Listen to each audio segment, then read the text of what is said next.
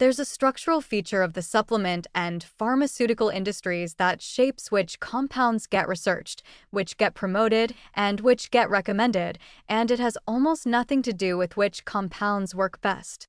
It's the patent system. The ability to own exclusive rights to a compound, formulation, or delivery method is the economic engine that drives research investment, marketing budgets, and ultimately consumer awareness. Niacin cannot be patented. This single fact explains more about why you've heard of NMN and forgotten about niacin than any clinical trial could. When a supplement company or pharmaceutical developer invests in bringing a compound to market, the business logic requires a return.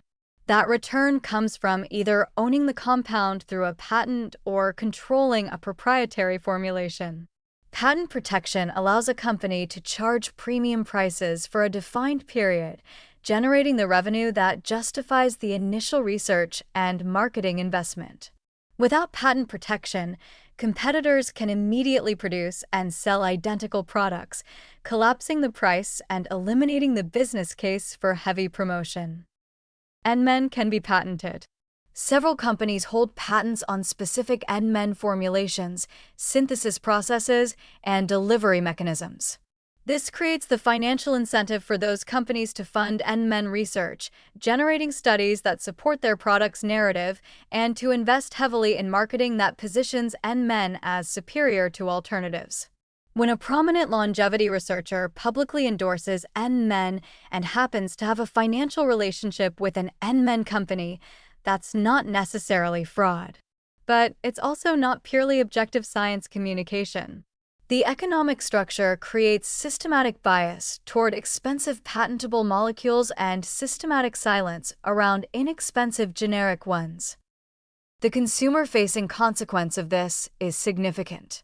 Most health media covers NMN enthusiastically because NMN companies have marketing budgets and public relations infrastructure.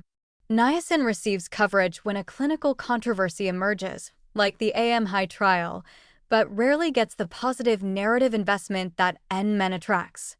The information landscape is shaped by who has a commercial interest in shaping it.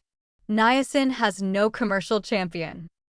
This isn't an argument that NMN is fraudulent or ineffective.